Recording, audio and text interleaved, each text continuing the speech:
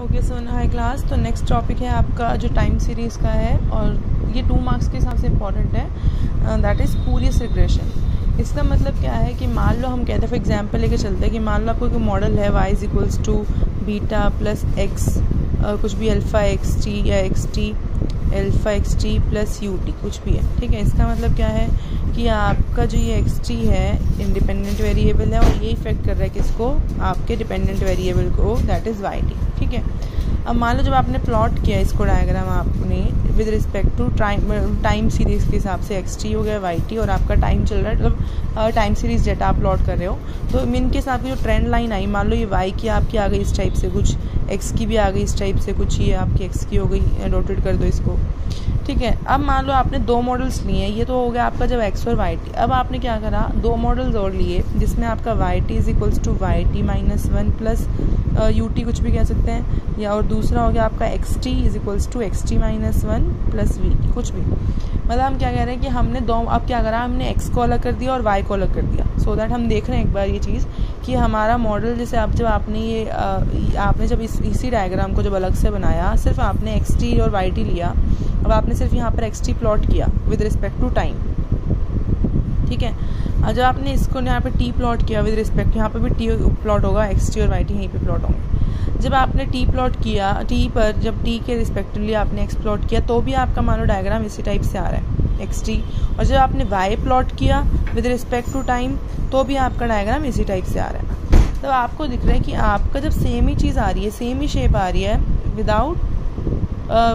The impact of other variable, कि आपका देखो एक्स की भी जब आपने एक्स बनाया तो भी आपकी सेम शेप आ रही है, जब आप वाई के साथ रिलेशन देख रहे थे तभी भी आपकी सेम शेप आ रही थी। सिमिलरली हम वाई कह रहे हैं, वाई की भी आपकी सेम शेप आ रही है जब आपके मॉडल के अंदर आपने एक्स लिया भी नहीं,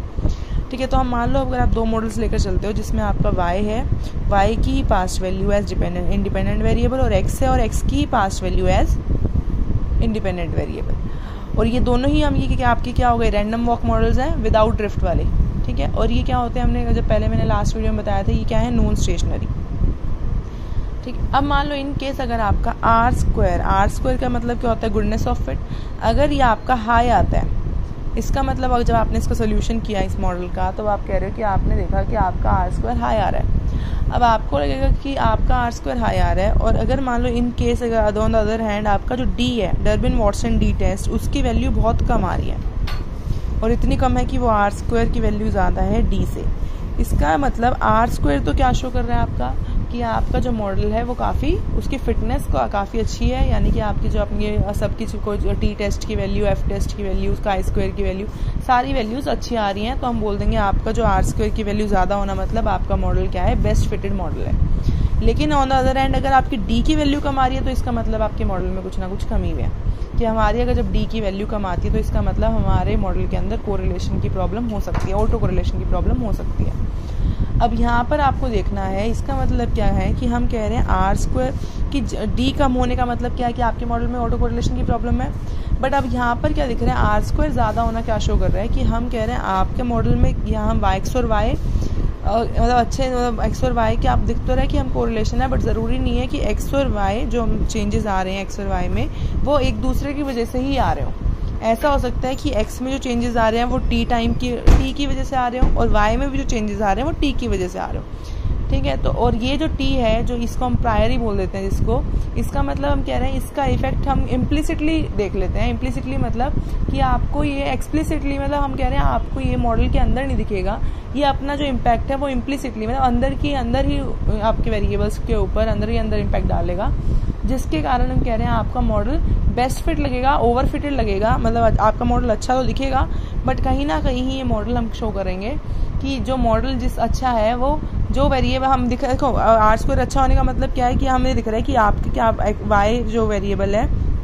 और एक्स में जो रिलेशन है वो चीज़ अच्छी है, लेकिन हम कह रहे हैं डी कम होना इसका क्या शो कर रहा है कि एक्स और वाई में रिलेशन अच्छा नहीं है। तो इसका मतलब क्या है कि हम कह सकते हैं कि मे भी ऐसा हो कि वाई में जो हम कह रहे हैं वाई जो वैल्यूज जिस इम्पैक्ट हो रही हैं वो किसी और वेरिएबल की वजह से हो रही हो, और जो एक्स की वैल्यूज इम्पैक्ट हो रही हैं वो भी किसी और वेरिएबल्स की वजह से हो रही है। जैसे फॉर एग्जांपल हमने क्या लिया यहाँ पर टी, तो हमने बोला कोई एक नया वेरिएबल हो सकता है जो इम्प्लिसिटली इम्पैक्ट डाल रहा है एक्स और वाई वेरिएबल पे, और जिसके कारण क्या हो रहा है कि आपका मॉडल आपका अच्छा दिख रहा है जबकि वो इतना अच्छा नहीं है। तो इसका मतलब हम कह रहे हैं इस चीज़ को हम बोलते हैं, ऐसे रिग्रेशन को हम बोलते हैं स्पूरियस रिग्रेशन, जहाँ पर आपका मॉडल ओवरफिट दिखता है, ओवरफिटेड, कि आपका आर स्क्वायर अच्छा दिख रहा है, लेकिन हम कह रहे हैं आर स्क्वायर अच्छा होना किसी और कारण से, किसी और फैक्टर की वजह से भी हो सकता है कि जो इम्प्लिसिटली इम्पैक्ट डाल रहा है आपके वेरिएबल्स के ऊपर, आपके मॉडल के ऊपर। लेकिन जो हम कह जब आपने अपने यहाँ पे मॉडल किया तो यहाँ पर हम शो नहीं कर पा रहे कि किस फैक्टर की वजह से। तो इस टाइप के रिग्रेशन को हम क्या बोलते हैं। अब आज जब आपकी वैल्यू निकालते हो, अगर आपका R square is greater than D R है, तो इसका मतलब हम क्या शो कर रहे हैं यहाँ पर कि आपका जो वेरिएबल है वो क्या है, जो आपका मॉडल है वो क्या है, स्पूरियस रिग्रेशन है वो चल रहा है वहाँ पर, बिकॉज आपके मॉडल क्या दिख रहा है, ओवरफिटेड,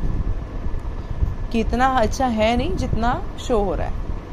तो ये हो जाता है आपका स्पूरियस रिग्रेशन। ये आप यहाँ से भी पढ़ सकते हो, जो मैंने शामला वाली बुक में है उसमें मैंने छोटा सा टॉपिक है, और एक मैं आपको क्या नाम है एक स्क्रीनशॉट और सेंड करूँगी, उसमें से भी देख लेना, तो वो भी ठीक है।